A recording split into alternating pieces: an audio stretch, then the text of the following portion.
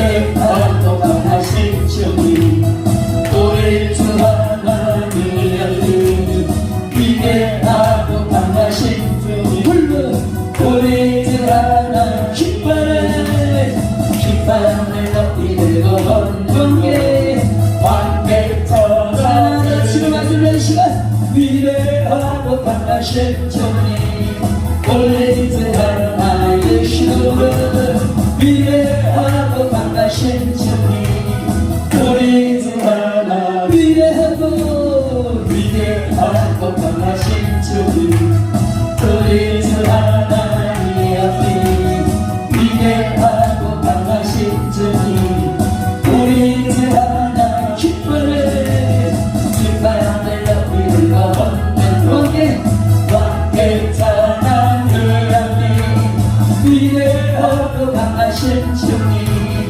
우리 주 하나님이시오 위대하고 강하신 주님 우리 주 하나님 위대하고 강하신 주님 우리 주 하나님 위대하고 강하신 주님 우리 주 하나 깃발을 높이 들고 예수를 왕께 찬양을 하니 위대하고 강하신 주님 우리 주 하나 예수를 위대하고 강하신 주님 우리 주 하나 위대하고 강하신 것인데 우리 주 하나 위대하고 강하신 주님 우리 주 하나 깃발을 높이 들고 온 왕께 찬양을 하네 위대하고 강하신 주님 우리 주 하나 예수 위대하고 강하신 주님 우리 주 하나 할렐루야. 기도로 찬양하겠습니다.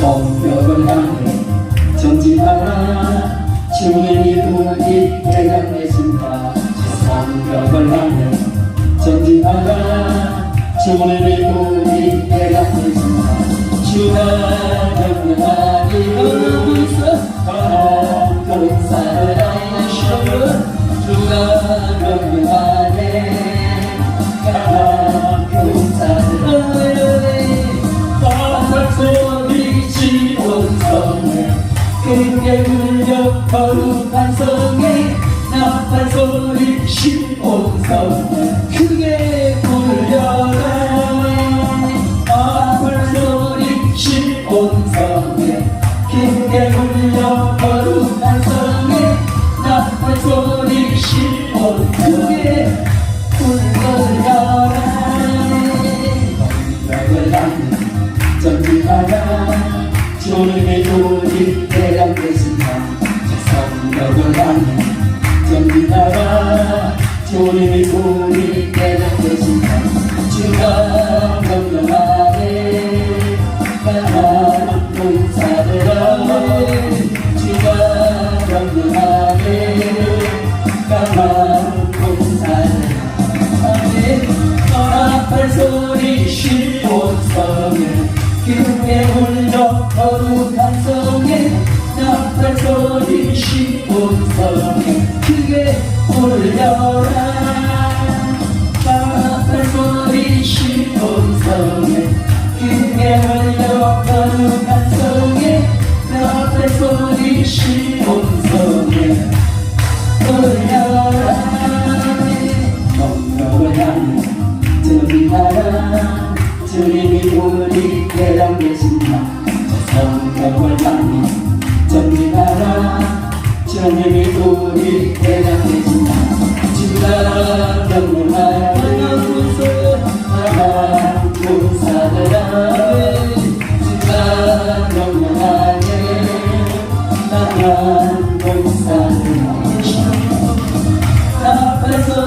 시온성에 기름에 물려 거룩한 성에 나팔 소리 시온성에 크게 울려라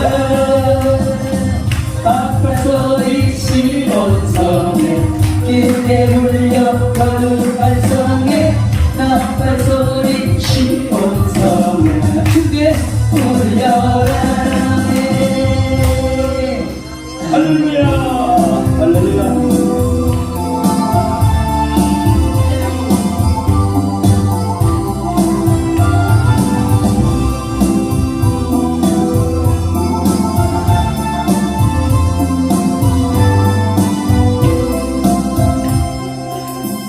사랑하는 나의 아버지 이름 높여는 이름이 주의 나라와 찬양 속에 임하시니 능력에 주께 찬송하네 전능하신 하나님 찬양 언제나 동일한 두 손 너시고 전능하신 하나님 찬양 영원히 다스리네 나 주의 이름 높이리 나 주의 이름 높이리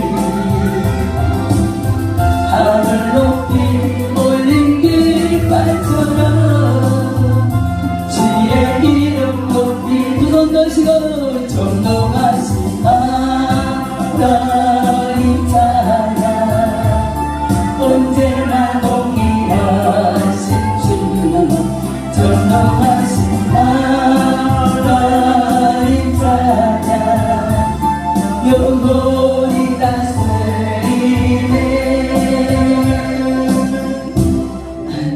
할렐루야. 하나님 앞에 이 시간 사랑을 고백하시기 바랍니다.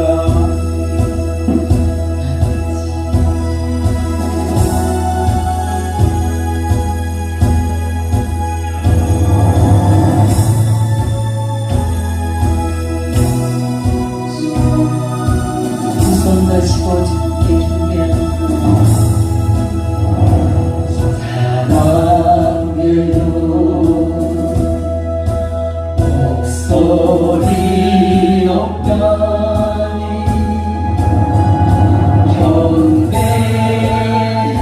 경배해요 내 영혼 기뻐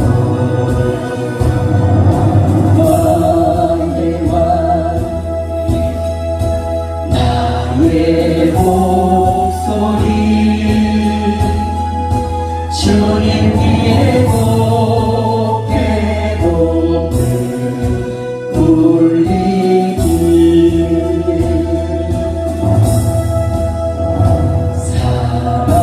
사랑해요 목소리 높여니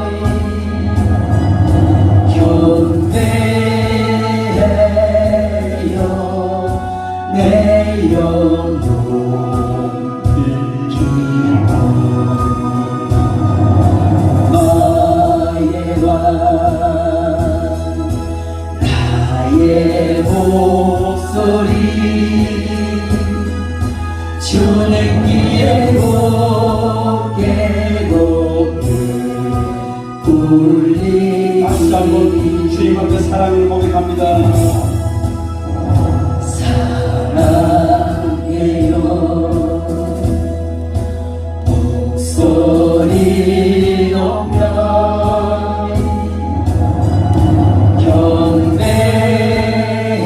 경배해요 내 영혼 기뻐 나의 왕 나의 목소리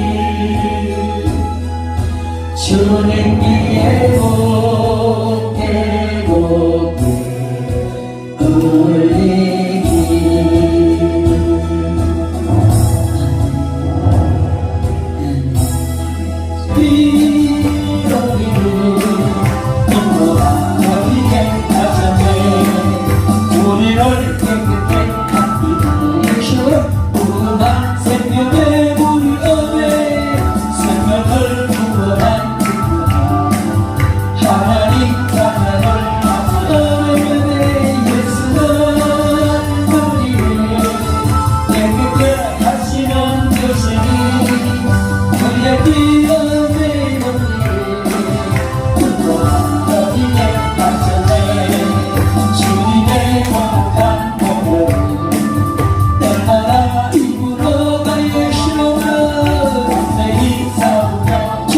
인정하신대요. 작품의 노래가 마음의 예수가 우리를 백백해 하시는 주시기 안에 그의 피 우리를 하셨네. 십자가 묻었네요. 땅마다 이기며 나가세. 머리에 멸류관 서고서 주 앞에 자비하신 몸으로 예수는 우리를 기쁘게 하시는 주시기 안에 그의 피 우리를 너희의 한 번 더 영산던 주님의 사랑과 거룩한 고별의 공로로 우리 다 찬양을 합시다. 주님을 만나볼 때까지 예수는 우리를 행복해 하시는 주시니 그의 피 우리를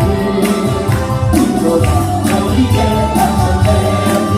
우리를 깨끗게 하시고 무궁한 생명의 신으로 생명을 구원한 자루가 하나님 찬양을 하며 예수는 우리를 깨끗게 하시는 주시니 그의 피 우리를 인정하시네. 축복하시네. 우리의 거룩한 고백 얼마나 입으로 간절히 담대히 싸우며 축복하시네. 한국의 마음의 예수는 우리를 깨끗게 하시는 주시니 그의 피 너희게 하셨네. 십자가 단단히 붙잡고 날마다 이기며 나가세. 머리에 맹글간 서고서 주 앞에 찬양할 때까지 예수는 우리를 깨끗게 하시는 주시니 그의 피 우리를 너희게 하셨네. 아멘. 반드시 내가 너를 축복하리라. 반드시 내가 너를 도왔으리라. 정치는 겨우 내가 나의 약속은 영원히 잃지 않으리. 영원하라. 하나도 반대하라. 낙심하며 실망치 말라. 낙심하며 실망치 말라. 실망치 말라. 예수님은 내 손길이니 내게 영광들이 영광이 되는 날이 손길이니 내게 찬양하려나. 반드시 내가 너를 축복하리라. 반드시 내가 너를 내렸습니다.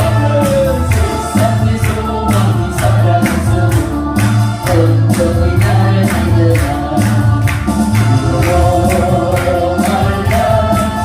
하나로 같대하라. 인내하며 부르짖어라. 인내하며 부르짖어라.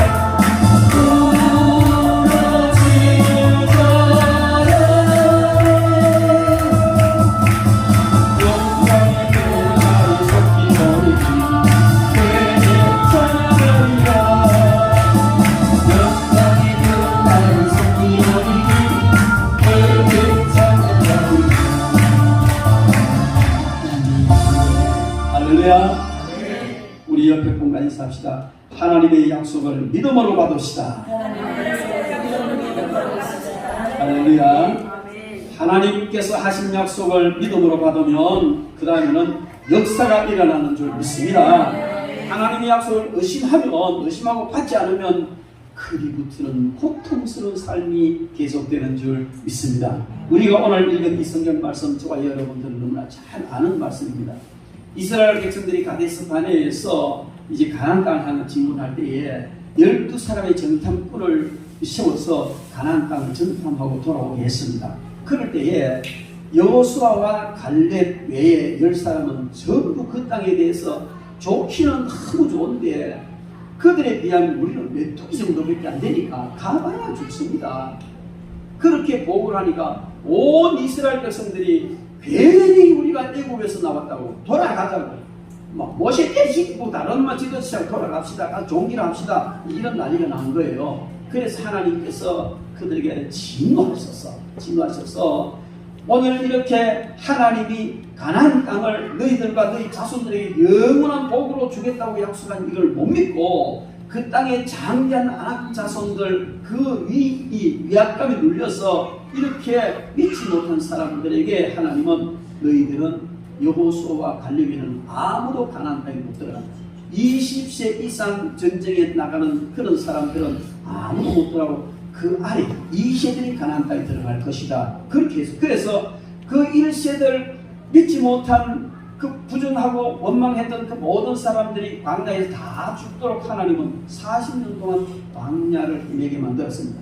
그래서 그 40년이 끝나고 이스라엘 백성들이 여호수아를 대장으로 삼아서 모세 후계자 여호수아를 대장으로 삼아서 가나안 땅에 들어가 땅을 이제 점령해 들어갑니다. 그리고 오늘 이 땅을 다 점령하고는요 땅을 이제 지역별 다 분배를 하는 거예요. 하나님이 약속한 땅을 다 분배를 하는데 그 분배하기 전에 유다 자손들이 길갈에 있는 여호수아에게 이 여호수아가 최고 통치자니까 나가서 갈렙이 그에게 가서 옛날에 가데스 바네에서 우리가 파송 받아서 돌아왔을 때에 우리의 지도자 모세가 단시관에게 한 말이 있지 않습니까? 그래서 이 땅을 우리에게 준다고 약속했으니까 나에게 주십시오. 그렇게 말하면서 이 이스라엘 백성들이 다 땅을 분배하기 전에 뭐라고 할까요? 그냥 수의 계약이라 할까? 하여튼 갈렙에게는 최우선 순위로 원하는 땅을 주게 되는 거예요. 갈렙도 그걸 요구했어요. 그래서 모세의 약속대로 여호수아가 갈렙에게 땅을 줬는데 그 땅이 헤브론인데 그 땅이 어떤 땅이냐면 이스라엘 백성들이 가장 두려웠던 이 아낙 자손들이 있는 땅이에요. 그런데 이 갈렙은 그때 나이가 85세 가나안 정복까지 합치면 40년과 5년 동안 가나안 정복 전쟁과 합치면 45년이 지난 이때 그의 나이가 85세인데 그때 정탐꾼으로 갔을 때나 지금이나 여전히 하나님께서 건강 주셨고 전쟁도 할 수 있고 모든 것을 할 수 있으니 이 땅을 주십시오. 해서 갈렙이 그 땅을 정복해서 바로 헤브론이 여분의 아들 갈렙의 키움이 돼서 오늘까지 있다 하는 이런 이야기거든요. 여러분 우리는 여기에서 가장 중요한 내용은 하나님의 언약을 믿어야 됩니다. 하나님께서 이 땅을 너와 너 후손에게 주겠다고 약속을 했으면 그 땅에 어떤 사람이 살든지 하나님이 그 땅을 정복해서 이루게 하실 줄 믿습니다. 그런데 하나님이 이렇게 지수성찬을 차려놓고 맞서 먹으라 그랬는데 이스라엘 백성들은 하나님이 여기 독 탔는지도 모르겠다. 이거 먹으면 우리 죽는 거 아이가? 이런 식이라고 하나님 와서 그냥 먹으라. 그런데 열정탐꾼은 그렇게 부정적으로 생각했지만 여호수아와 갈렙은 어떻게 보면 이들은 우리의 밥이다. 가서 퍼먹으면 된다. 이런 믿음이었단 말이에요. 그래서 이렇게 하나님의 약속을 믿음으로 받고 믿고 포기하지 아니한 여호수아와 갈렙은 가나안에 들어갔으나 하나님의 약속을 믿지도 못하고 받지 않았던 모든 사람들은 광야에서 다 죽고 말았다는 겁니다. 여러분 이것은 우리에게 무엇을 가르쳐 주느냐 하면은 무엇을 가르쳐 무슨 일이 있어도 하나님의 약속은 받아라. 하나님의 약속을 받아야 일이 시작되어지는 거예요. 하나님의 약속도 안 받고 설치면 그것은 보장이 되지 않습니다. 그러나 하나님의 약속을 받고 시작하면 하나님이 하신 그 약속은 반드시 지키시기 때문에 그 그것이 보장이 되는 줄 믿습니다. 그리고 하나님의 약속을 받았으면 반드시 그 약속을 믿어야 합니다. 믿고 나가야 되는 거예요.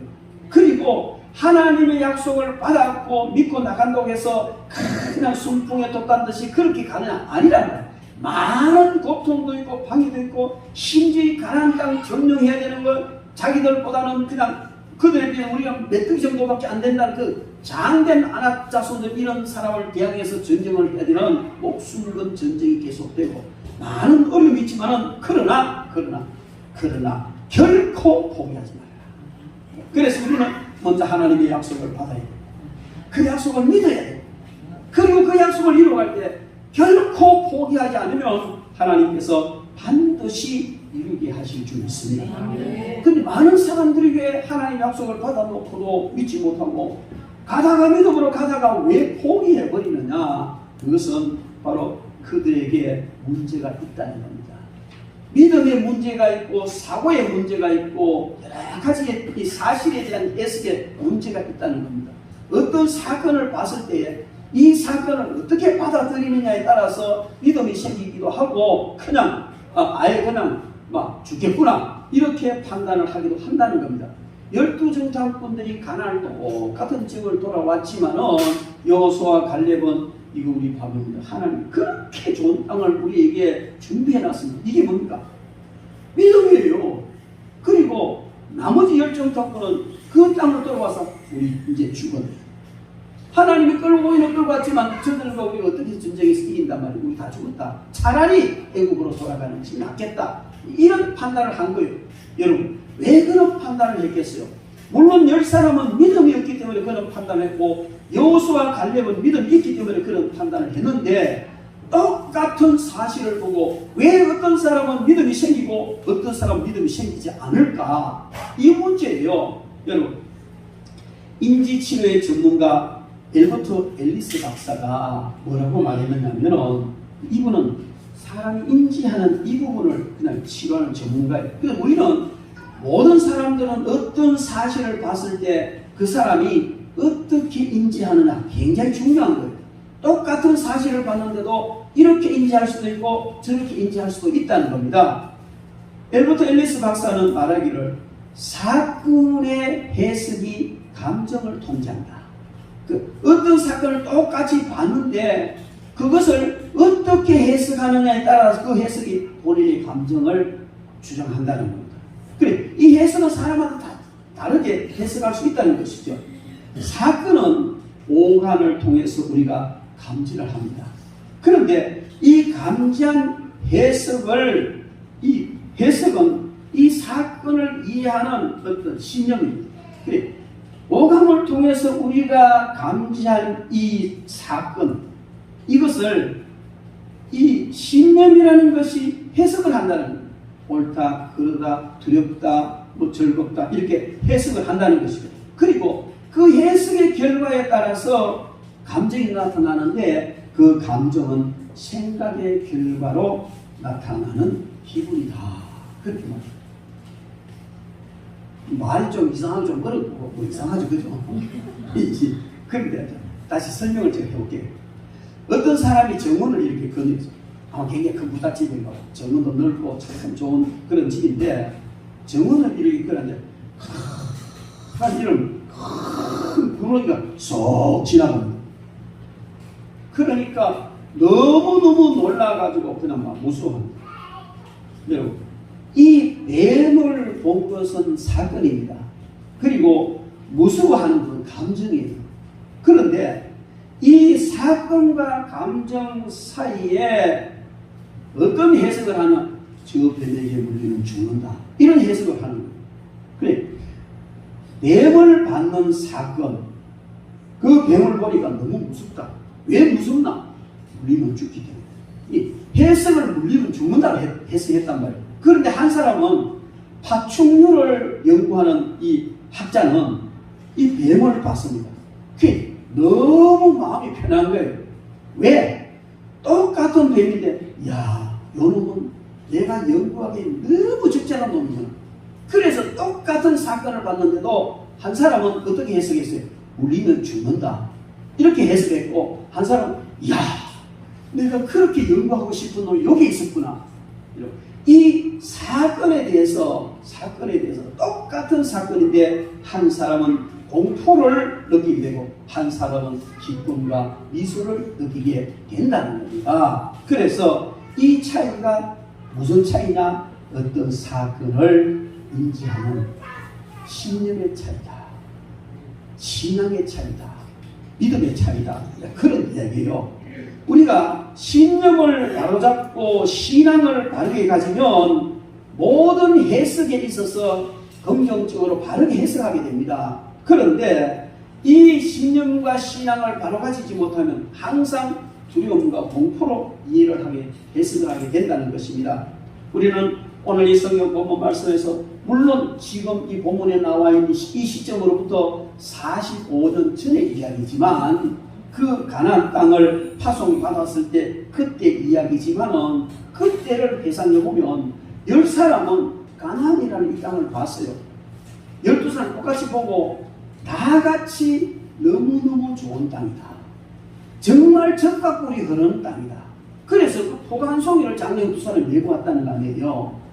그런 좋은 땅, 똑같은 너무나 좋은 하나님이 얘기하신 복지 가난을 보고 왔는데 10사람은 이 사건을 보고 어떻게 해석했습니까? 좋은 땅이지만 그 속에는 우리가 감당할 수 없는 안압족속이 있다. 이렇게 해석을 해버렸기 때문에 두렵다. 죽겠다. 모세 없애고 돌아가자. 이런 어떤 그 결과가 나오는 거예요. 그런데 여호수아와 갈렙은 똑같은 사건을 봤는데 어떻게 해석했습니까? 야, 하나님이 이렇게 좋은 땅을 예비해 놓으셨고 비록 즉 강대한 족속이 있지만 저것들은 우리 밥이야. 왜? 하나님께서 주시기로 하셨으니까. 여러분, 그래서 우리는 어떤 사실이나 사건이나 상황 앞에서 우리가 어떻게 그 사건을, 그 상황을 해석하느냐 하는 것은 정말 중요한 문제인 줄 믿습니다. 그래서 우리가 믿음이 중요하고 긍정적인 생각을 항상 가져야 되는 것은 그런 상황 앞에서 내가 이 상황을 어떻게 해석할 것이냐, 그 문제입니다. 여러분, 다같이 가능성이 50대 50이면 부정적인 사람은 이거 50% 이거 해가지고 반드시 실패해. 그러니까 적어도 70, 80% 성산이 있어야 일을 시작이 안전하지 50%까지는 안 돼요. 다같이 똑같은 상황 50% 아니 10% 성산만 있어도 되는 거야. 이거는 50%씩이나 있으니 이건 가능한 일이야. 이렇게 생각한다는 겁니다. 그것이 어디에서 생겼느냐? 일반적으로 신념에서 생기는데 우리 하나님을 믿는 사람들은 어디서 생긴다고요? 믿음에서, 신앙에서 생기는 줄 믿습니다. 이토록 갈렙은 이런 신념과 이런 신앙을 가지고 있었기 때문에 가나안 땅에 들어갔고 그 가장 강대한 적 있는 그 땅을 달라고 요구했고 그 땅을 결국 믿음대로 정복을 해서 그것이 그의 자손들의 땅이 되었다 하는 것을 우리는 알고 있습니다. 여러분, 우리는 어떤 사건을, 작은 사건이지만 어떤 사건을 보든지 항상 믿음의 눈으로 보는 그런 신념, 신앙의 자세를 가져야 될 줄 믿습니다. 우리가 잘 아는 대로 콜럼버스가 어느 날 포르투갈 해변가를 거닐고 있었습니다. 그런데 이상한 열매 하나가 해변가에 이렇게 파도에 밀려 들어온 거예요. 주워 보니까 이상하게 생겼어요. 이 포르투갈에는 전혀 없는 열매야. 이게 어디서 왔을까? 이게 어디서 왔을까? 그렇게 그런 생각하다가 바다 저 건너편 어디서 왔는가 보다. 그래서 그럼 바다 저 건너편 어디 한번 가보자. 그렇게 결정을 하고 이제 준비를 해서 탐험을 시작해서 신대륙 아메리카에 갔던 거예요. 여러분, 그 세계 역사에 너무나 중요한 그런 사건이 되지 않았습니까? 우리는 작은 열매 하나, 희한한 게 아니냐, 툭 차고 이런 게 다 있어. 먹는 거야? 못 먹는 거야? 이렇게 넘어가면 안 된다니. 이걸 보고 도대체 이게 어디 가지? 저기서 가지. 그러면은, 가보자.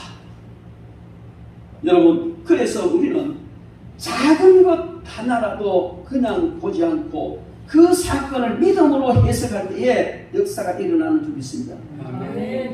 뉴턴 이야기 너무나 잘 알지 않습니까? 사가 툭 떨어져. 떨어졌구나. 어제도 떨어졌고 아래도 떨어졌고 오늘도 떨어지고 사가 떨어지면 당연하지. 당연하잖아요. 그런데 왜 떨어질까? 왜 떨어질까?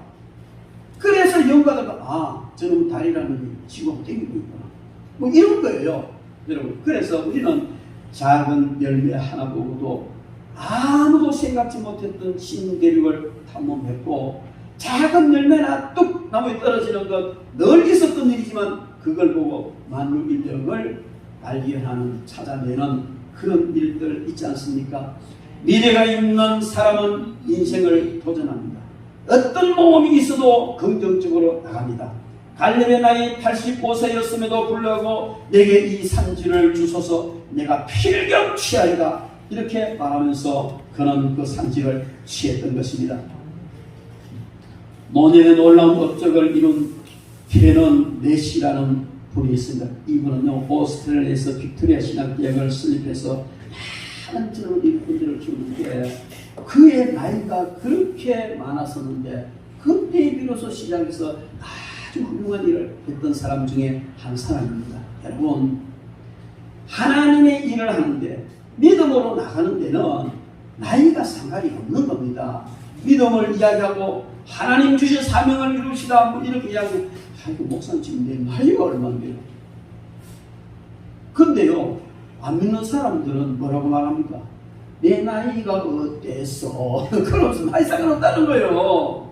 근데 왜 믿음을 가진 사람은 나이 따지 않냐는 말이에요. 여러분 우리는 나이나 여건이나 환경이나 이것을 보기 전에 먼저 어떤 사건을 상황을 볼 때에 어떤 믿음으로 그것을 보고 어떻게 해석하는지에 따라서 그 사람의 인생이 달라지는 줄 믿습니다. 많은 사람들이 그런 사건을 봤을 때 항상 부정적으로 해석하는 사람은 여전히 부정적인 사람이 되는 것입니다. 긍정적으로 해석하는 사람은 항상 긍정적으로 나아가는 것입니다. 여러분 나이를 따라 살지 마시기 바랍니다. 꿈을 가슴에 품고 모험하는 그런 삶을 살아가시기를 바랍니다. 남이 도전하지 않는 이 산지, 갈렙이 도전했던 이 산지에 여러분들이 도전하시기 바랍니다. 여러분들 앞에 이 산지와 같은 이런 많은 장애물이 있지만 그 장애물을 정복하면 거기에는 놀라운 축복이 있는 줄 믿습니다. 많은 사람들이 그러잖아요. 밤송이가 굴러오면 뭐가 굴러온다? 에? 알밤이 굴러온다. 그죠? 밤송이가 굴러오면 아이고 이거 찔리면 이게 되게 아프겠는데 이게 아니고 좀 딱 잡아가 까면 그 속에 토실토실한 알밤이 있다. 이런 거죠. 그래서 우리 앞에 굴러오는 많은 환난과 어려움, 부정적인 이 사건들은 그것으로 끝나는 것이 아니고 그걸 잡아서 가면 극복을 하면 그 속에 토실토실한 축복의 알밤이 들어있는 줄 믿습니다. 여러분 하나님은 살아계십니다. 하나님은 전능하십니다. 하나님의 말씀도 지금 살아서 역사하십니다. 하나님은 우리의 나이에 따라서 일하시는 분이 아니고 하나님은 우리의 꿈을 따라 일하고 하나님은 우리의 믿음을 따라 일하고 하나님은 우리의 비전을 따라서 일하시는 분이라는 것을 믿으시기 바랍니다. 갈렙이 이 산지를 내게 주소서 이렇게 말했는데 여러분 이 말은 아무나 할 수 있는 말은 결코 아닙니다. 긍정적인 시각을 가진 자만이 할 수 있습니다. 왜? 그래야만이 사건이 어떻든 믿음으로 해석할 수 있기 때문에 그렇습니다. 모든 사건을 성경적으로 말씀으로 해석하는 자만이 이 산지를 내게 주십시오라는 말을 할 수가 있습니다. 믿음을 가진 자만이 이런 말을 할 수가 있으며 하나님의 언약을 받고 그 언약을 믿는 사람만이 이 말을 할 수 있는 줄 믿습니다. 그리고 하나님의 전능하신 능력을 믿는 자만이 이 말을 할 수 있는 줄 믿습니다. 오늘 여기 온 여러분들은 다 이 말씀을 할 수 있는 분들인 줄로 믿습니다. 아멘 안 하는 분도 없으면 나 주석을 못하겠다는 거예요. 다시 한번 말씀드리겠습니다. 오늘 여기 오신 모든 분들은 그런 믿음이 있는 줄 믿습니다. 믿습니다. 네, 여러분. 목사님 자꾸 아는 하나 했어요. 아는 했지. 내가 그런 믿음이 어디 있습니까? 그게 아니에요. 여러분들에게 있습니다. 저에게는 있어요. 그래서 역사가 일어날 줄 믿습니다. 여러분, 어떤 큰 부자가, 어마어마하게 큰 부자가 있었어요. 근데 이 어마어마하게 큰 부자가 온갖 보석을 너무너무 많이 갖고 있었어요. 하나님보다는 적지만. 그래서 이 부자가 사람들을 모아놓고, 여러분, 나에게 보물이 너무 많소. 그런데 여러분들이 나눠드리고 싶습니다. 그러니까 여러분들이 보물을 받아가고 싶은 대로 그릇을 가지고 오십시오. 그래서 그랬더니 이제 한 사람이 그래서 뭐 밥을 담아준다 그러고 산을 담아준다 하는 것도 아니고 보물을 담아준다 하는데 뭐 큰 돈 가져가면 양심불량이다. 그런 생각을 했겠죠. 그래서 요만한 조그만 그릇가 그게 부자가 소복하게 담아줬어요. 그걸 딱 본 사람이 소복하게 담아주네. 그 사람은 더 큰 그릇을 가지고 왔어요. 그랬더니만 그 부자 그릇 수북하게 담아준 거예요. 세 번째 사람, 야, 저 그릇은 저렇게 많이 담아주나? 그 사람 더 큰 그릇 가지고 왔어요. 그러니까 그게도 수북하게 담아주는 거예요. 그 다음 사람이 이거 말이 안 되는데 더 큰 그릇을 가지고 왔어요. 거기다 수북하게 담아주는 거예요. 그러니까 처음에 요만한 그릇 갖고 받아온 사람이 속이 상하잖아요. 내보다 얘는 수십 배 많이 받아요. 너무 속이 상하거든요. 그래서 왜 다른 사람은 나보다 더 큰 그릇인데 저렇게 많이 채워줍니까? 항의할 자격도 없지만 너무 속이 상해 그런 이야기했어요. 그러니까 부자가 하는 말이 자네에게는 더 줄래 줄 수 있는 방법이 없지 않느냐. 더 주고 싶은데 그러기 다한데 어떻게 더 주느냐. 줄 수 있는 방법이 그게 다다. 여러분, 그냥 이것은 하나의 분자적인 이야기예요. 그런데 그 분자적인 이야기지만 이것은 무엇을 말하냐면 하나님 앞에서 우리의 믿음을 말하는 거예요.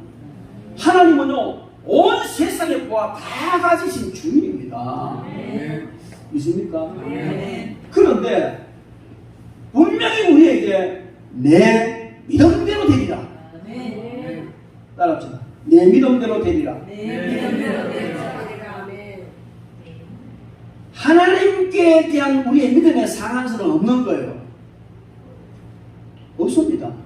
하나님보다 더 큰 믿음은 없겠지만은 얼마든지 우리 믿음은 커도 돼요. 제가요 목회를 하면서 여러 가지 경험을 많이 하잖아요. 특히 이제 선교사님들과 이런 관계를 많이 해보게 하는데요. 어떤 선교사님은요 맨날 이 교회 저 교회 다니면서 얼마씩 주는 거 받아 모아가지고 그 선교사업이에요. 근데 어떤 그러고 그걸 갖다가 뭐 한 5만원 10만원 이래 붙여주는 교회 매달 선교 편지 쓴다고 사진 찍고 뭐가 글로 써가지고 그래 남들 안 떨어지니까 그렇게 하는 선교들. 근데 어떤 선교사님은 선교 보고도 아예 안 해. 그냥 하는 거요. 그런데 막 재정이 차고 넘쳐요. 왜 그럴까요? 선교지의 형편이 달라서 상황이 달라서 아니올시다. 본인의 믿음. 똑같이 선교사역을 하는데 내가 주의 일을 하는데 영혼 살리는 이 선교사역을 하는데 하나님이 채워주실 것이다. 사람이 주는 것이 아니고 하나님이 어떤 손을 통해서 채워주실 것이라는 이 믿음을 가지고 해나가니까 그 믿음도 안 주시는 거예요. 그런데 어떤 손은 아이고 지금 그 문제 떨어졌구만 이달에 그냥 만족되는데 어떻게 사람 마음을 맞춰야 되니까 하나님을 보는 것이 아니라 사람 쳐다보니까 점점 쪼그라진 일이 있습니다. 여러분, 우리는 하나님 앞에 큰 믿음을 가져야 될 줄 믿습니다. 큰 믿음을 가질 때에 반드시 하나님은 그 믿음대로 역사해 주실 줄 믿습니다. 하나님은 우리에게 이렇게 말씀하시지 않습니다. 야, 너 믿음이 너무 커. 네 꿈이 너무 커. 좀 줄아라. 내가 감당은 어렵다. 이렇게 말씀하시지 않는다는 겁니다. 오히려 주님께서는 제자들에게 계속해서 꾸짖으신 것이 왜 믿음이 없느냐. 믿음이 적은 자다. 주님은 야, 그것도 모르느냐. 왜 그걸 모르느냐 이런 말씀 안 하시고 왜 믿지 못하겠느냐. 늘 그걸만. 그러면 하나님은, 우리 주님은 지금도 우리에게 야, 네 성경 그거밖에 모르느냐, 네 지식이 그거밖에 안 되느냐 이렇게 말씀하시는 것이 아니고 네 믿음이 그것밖에 안 되느냐 하시면서 애태우실 줄 믿습니다. 여러분 따라합시다. 하나님 앞에서 우리의 믿음에 상한선은 없다. 그러나 나에게는 있다. 그건 안 따라야지. 네. 하나님 앞에서 우리의 믿음의 상한선은 없어야 돼요. 그러므로 나에게도 믿음의 상한선은 없다. 이 말씀을 준비하다가요, 내가 좀 찔리는 게 있어. 그래서 오늘 박 목사와 둘이 30억짜리 건물 보고 왔습니다. 하나님 주실 줄 믿고. 그게 딱 보니까 내가 갑자기 30억짜리 건물 주인이 된 느낌이에요. 그러면 돈이 얼마 있냐? 우리 돈이 얼마 있냐? 없어요. 우리 박 목사님은 저는 막 쓰는 거 좋아하고 막 터주는 거, 우리 박 목사는 터주는 거 너무 좋아해요. 좋아해요. 그런데요, 많이 쓰다 보니까 다들 우리가 굉장히 부자인 줄 알아요. 왜? 정부 지표 다니지, 돈 잘 쓰지, 이러니까 부자인 줄 아는데, 우리 박 목사님은요, 제가 저지른 놈은요, 달달이 카드값 만든다 고생 많이 합니다. 아니, 그런데 마음은 그렇게 부자예요. 마음은 부자예요. 늘 말씀드린 부산의 몇째 갑부가 우리 부르거든요. 네? 근데요, 저는 이제 믿음만, 마음만 부자 말고 실제로는 부자 좀 돼야 되겠다. 이 마음이 생겼어요. 아이고, 목사님 뭐 다른 친구들하고 은퇴했다며요. 다 은퇴했는데 이제서 그런 사람 그냥 노대책이나 적당하게 시작하자면 편안하게 노나 보내십시오. 요게 일반 사람이 하는 소리예요. 근데 저는 지금부터 시작해요. 갈렙은 85살 때 시작인데, 그거는 갈렙이고요. 갈렙은 나는 왜 안 되는데, 여러분들은 왜 안 되는데, 될 줄 믿습니다. 하시기 바랍니다. 지금 나의 처지가 어떻든지 간에 믿음을 가지고 한 걸음 한 걸음 나가면 역사가 일어납니다. 그런데 이 믿음만 가지고 있도 되느냐? 큰 믿음을 가졌으면 큰 믿음을 가진 만큼의 삶을 살아갑니다. 갈렙이는 큰 믿음을 가졌으니 그런 강건한 사람으로서 아낙 자손들을 향하여 전쟁하고 그들을 물리쳐 이길 만큼 기도하고 전진하고 그렇게 했습니다. 여러분, 우리는 큰 믿음을 가졌기 때문에 큰 믿음을 가진 만큼 한 걸음 한 걸음 말씀으로 나아가야 될 줄 믿습니다. 무디는 이런 말을 했습니다. 나는 믿음을 달라고 기도했습니다. 그리고 믿음이 어느 날 하늘로부터 번개같이 뚝 떨어질 것을 기대했습니다. 그러나 그런 믿음은 오지 않았습니다. 그러던 어느 날 로마서 10장 17절을 읽었습니다. 믿음은 들음에서 오고 들음은 하나님의 말씀에서 온다는 이 말씀을 보고 지금까지 내가 성경을 덮어놓고 믿었던 것을 회개하고 그 어리석음을 회개하고 성경을 공부하는 동안 내 믿음이 점점 자랐습니다. 이런 얘기하는 거예요. 여러분 그냥 이 신념과 신앙은 다른 거예요. 신념은 자기의 어떤 욕망을 채우기 위해서 자기 속에서 일어나는 강한 정신력을 말한다면, 믿음은 하나님의 말씀을 근거로 해서 하나님으로부터 약속을 받고 그 받은 약속을 믿고 그 약속 이루기 위해서 한 걸음 한 걸음 나아가는데 어떤 장애물이 있어도 굴하지 않고 나아가는 것, 이것이 믿음인 줄 믿습니다. 여러분들이 이런 믿음을 가지시기를 바랍니다. 이 산지를 차지해야 하나님의 영광을 드러내게 되는 것처럼 여러분들이 믿음을 이루면, 약속을 받은 그 믿음을 이루면 하나님께서 영광을 받으실 겁니다. 여러분들의 지금의 삶을 생각해 보십시오. 여러분들은 이미 오래전에 약속을 받았어요. 오래전에. 너의 모든 고난은 내가 이제 마무리해주마. 너에게 물질의 복을 주마. 너에게 이런 복을 주마. 하나님께서 이미 약속하신 줄 믿습니다. 그런데 그걸 못 믿는다는 거예요. 못 믿으니까 계속 인간적인 방법을 쓰는데 뭐예요? 사건을 보면은 아무리 봐도 이 해석을 할 때 이 구렁이한테 누구나 나 죽어. 이런 해석밖에 안 나온다는 거예요. 요놈 잡아가지고 내 영감 너무 좋겠네. 이 신나잖아요. 그런데 똑같은 상황이지만 그 상황을 해석할 때에 내 중심으로 말씀 없이 하나님 없이 이 믿음 없이 그렇게 해석을 했기 때문에 그런 결단을 하고 그런 삶을 살아가니 하나님의 은혜가 안 이루어지는. 그 목사님 왜 하나님이 해준다 했는데 왜 지금까지 안 해주고 야야 네가 맨날 해석을 그래 하잖아. 해석을 그래 하고 네 삶에 그렇게 적용을 시키니까. 여러분 우리는 이 산지를 찾으면 하나님의 영광을 받았습니다. 그런데 우리에게 이 산지 나의 비전 이것을 이루어달라고 믿음의 기도를 하고 갈렙처럼 나갈 때 반드시 이루어집니다. 욕망이 아니에요. 욕망이 아니에요. 비전입니다. 개인의 욕망이 아니라 하나님 주신 믿음을 바탕으로 해서 비전을 가지고 나갈 때 반드시 그와 같은 역사가 일어날 줄 믿습니다. 여러분 믿음을 가지고 나가는데 믿음을 가지고 나가는 그 자세가 너무 중요한 거예요. 그래 그냥 뭐 믿음만 가져도 되는 게 아니고 그런 한 걸음 한 걸음 바른 자세를 가지고 나가야 된다 하는데 그 자세가 어떠하다 말입니까? 이렇게 질문할 수 있잖아요. 그것은 바로 원망하지 않는 겁니다. 어떤 상황 속에서도 남을 원망하지 않는 거예요.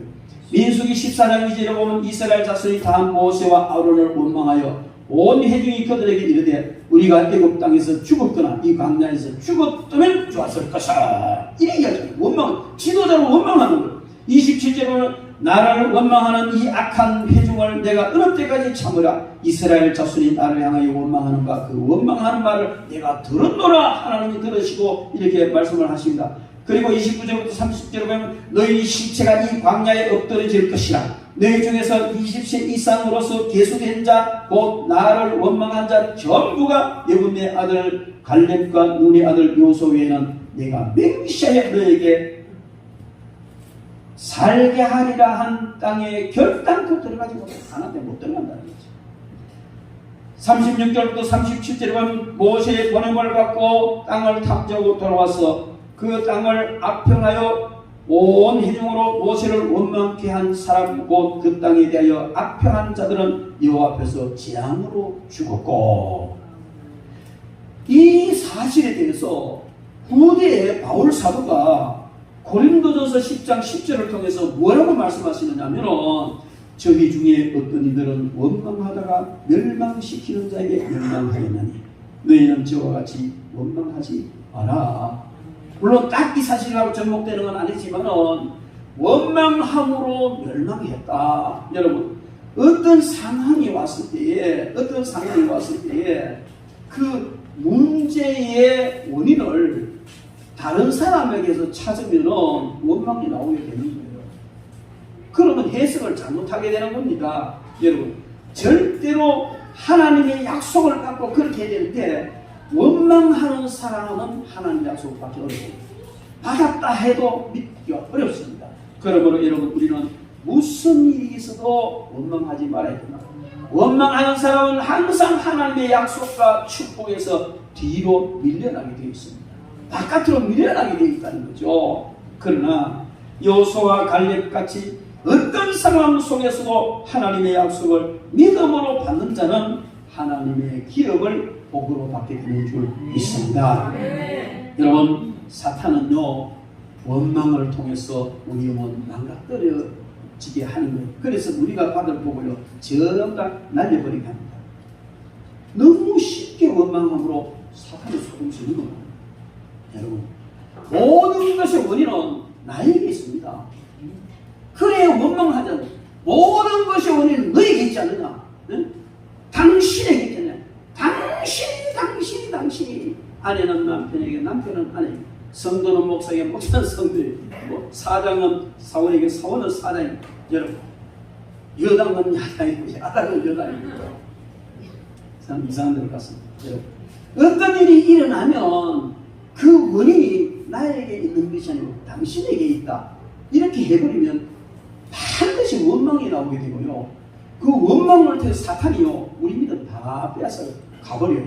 그러므로 여러분, 우리는 오늘까지 행여나 하나라도 어떤 문제나 지금 나에게 닥쳐온 모든 상황이 그 어떤 사람에 의해서 이루어졌다면 철저히 빼려야 됩니다. 철저히. 아무리 약한 상황 속에서라도 내가 거기서 믿음으로 했다면 원망할 일, 원망받을 일 안 생겨요. 결국 원망 없이 내가 하나님을 회개하고 감수해야 될 일밖에 없다는 거예요. 그러므로 우리는 하나님 앞에 원망하기 시작하면 복에서 떠나고 믿음에서 떠나고 결국은 사단의 밥이 되는 겁니다. 사탄은 원망을 통하여 우리의 축복 다 도둑질해가면 지난번에 주일날 설교를 말씀드렸습니다. 요한복음 10장 10절 말씀에 이 도둑이 오는 손 도둑질하고 죽이고 멸망시키는 이 도둑이 누구라고요? 마귀예요. 그래서 원망을 통해서요 우리의 은혜 뺏어가고요, 우리의 믿음 뺏어가고요, 평안 뺏어가고요, 화평 다 뺏어가고 남는 건 뭐냐? 정말 원수 같은 원망, 저주 이런 것만 남는다. 그럼 결국 멸망으로 가는 거예요. 절대로 원망하지 마시기 바랍니다. 여러분, 원망의 전 단계가 불평입니다. 불평을 하다 보면 그다음 원망으로 가는 거예요. 여러분, 실패자의 유형에는 두 가지가 있다고 봐요. 뭐냐면은 일을 하다가 실패하는 자가 있고 아예 일을 시작도 안 함으로 실패. 일도 안 했는데 뭐 실패잖아. 여러분, 일을 하다가 실패한 사람은요 경험이라도 남아요. 다음에 일할 때는 그것이 미끄럼이 된다고요. 에디슨이 그런 말을 했잖아요. 실패할 때마다 나는 이렇게 하면 안 된다는 한 가지 방법을 또 알아냈다. 그러잖아요. 여러분, 우리는 일을 하지 않고 실패하는 것보다 일을 하다가 실패해야 돼요. 실패하더라도, 실패하라는 말은 아니지만은, 그러나 아예 일도 시작하지 않은 사람은 그 사람은 철저한 실패잖아요. 아무것도 없어요. 믿음에 대해서, 믿음의 말씀에 대해서, 하나님의 약속에 대해서 그냥 믿고 나가다가 실패하면요, 이거 이러면 안 되는구나. 다음에 할 때는 성공할 확률 50% 있어. 그러나 아예 시작도 안 한 사람은 실패할 확률 100%. 여러분, 아예 일을 시작하지도 않는 자는 절대로 성공하지 못할 확률 100%입니다. 사탄은요, 원망의 전 단계인 불평을 통해서 아예 일도 못합니다. 그거 하다가 목사님이 그래가지고 사장님이 그래가지고 아예 불평으로 시작해가지고 그냥 처음부터 그냥 모든 짜증내버리고 시작도 안 해버립니다. 여러분, 그러면 우리는요 이런 원망, 불평 다 본인 참 다 정리하세요. 그거 정리하면 한평생 살아가야 아들 말마다는 고사리 고땡이. 왜? 내 사고가 그렇고 생활 패턴이 그런데 거기 무슨 믿음이 들어가면 무슨 변화가 일어나겠느냐는. 그래서 여러분, 오늘부터라도요 절대로 불평하지 마십시오. 원망하지 마십시오. 여러분 스스로의 그 원인을 찾으세요. 깊이 기도하면서 묵상해보면 다 그 원인이요, 맨 처음에 내가 그런 원인을 제공하지 않았다 할지라도 그 돌아오는 것을 내가 잘못 감당했기 때문에 문제가 생겼다, 이렇게도 볼 수 있잖아요. 그래서 여러분, 우리는요 한 걸음 한 걸음 절대로 원망하지 마.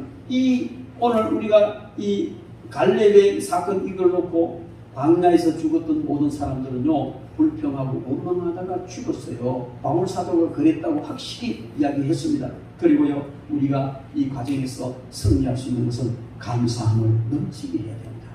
골로새서 2장 7절에 그 안에 뿌리를 박으며 시험을 입어 교훈을 받은 대로 믿음에 굳게 서서 감사함을 넘치게 해라. 대충 하는 것이 감사함을 넘치게 해라.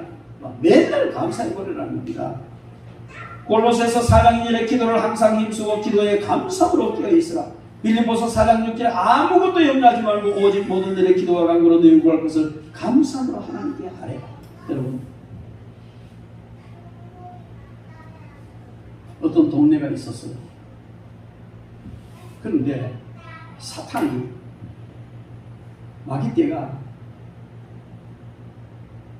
모든 좋지 못한 모든 것, 원망, 불평, 좋지 못하면 막 동네마다 막 갖다 뿌렸어요. 그러니까 막 동네마다 불평이 일어나고 원망이 일어나고 싸움이 일어나고 막 엉망진창이 되는 거예요. 사탄이 이거다 뿌려놓으니까. 그런데 이상하게 한 동네는 아무런 반응이 없는 거예요. 여전히 평안하고 여전히 행복한 거예요. 도대체 어떻게 된 것이냐. 그래서 조사위원을 구성해가지고 사탄들이 파송이가 갔는데 그 동네 입구에 딱 들어가니까 팻말에 뭐라고 써냐면 신기파 감사마을을 딱 써놓는 거죠. 그래서 감사마을이라는 마귀가요 아무리 나쁜 걸 갖다 집어여도 엄청도 안 하더라. 이것은 우리가 감사함을 넘치게 하는 사탄이 어떤 좋지 못한 것을 갖다 퍼부어도 역시 감사, 역시 행복하고 하나님의 복을 누리게 되는 줄 믿습니다. 감사함을 넘치게 하려면 먼저 하나님의 언약을 믿어야 됩니다. 그리고 비전이 있어야 됩니다. 하나님의 언약을 믿으면 어떤 상황 속에서도 감사할 수가 있습니다. 하나님께서 주신 비전을 품고 있으면요 어떤 상황 속에서도 감사할 수가 있어요. 이 육적인 어떤 욕망 이런 그 비전이 아니라 하나님께서 주신 비전을 품고 있으면요 어떤 상황 속에서도 감사가 나와요. 안 되면 안 되는 대로 감사하고 잘 되면 잘 되는 대로 감사하고 이 풍랑이년 하여서 더 빨리 갑니다. 할렐루야. 여러분 사명감에 불타야 됩니다. 사명감에 불타는 사람은요 늘 감사하게 되는 겁니다. 그리고 항상 하나님과 지도자에게 감사하는 자가 감사한 삶을 살 수가 있습니다. 마귀는요 항상 지도자를 원망하고 하나님을 원망하도록 오늘 이 성경이 그 이야기예요. 이스라엘 백성들이요 그냥 모세와 아론을 원망하고 하나님을 원망하고 그러니까 망해버리잖아요. 광야에서 망해버렸어요. 이게요 마귀의 수법입니다. 여러분 우리는 결코 거기에 속아 넘어가지 말아야 될 줄 믿습니다. 여러분 우리는 창세기를 통해서 아브라함과 롯의 관계를 보는데요 아브라함은요 끝없이 기다리고 롯을 사랑해 주지만 그 모습은요 그냥 아브라함 떠나가 자기 마음대로 가기를 원했고 아브라함에게 대한 감사가 없었어요. 롯은 그렇죠. 그 아버지도 없는 자를 자식처럼 얻어가지고 그렇게 해가지고 그 나도 창세기 보면요 롯의 그 아브라함의 양떼도 차고 넘치고 롯의 양떼도 차고 너무 많아서 목자들이 다 털 정도로 아브라함 따라가면 그렇게 큰 복 받았잖아요. 그랬으면 이 아브라함을 존중하고 해야 되는데 그의 삶은요 항상 겉돌았어요. 그렇죠.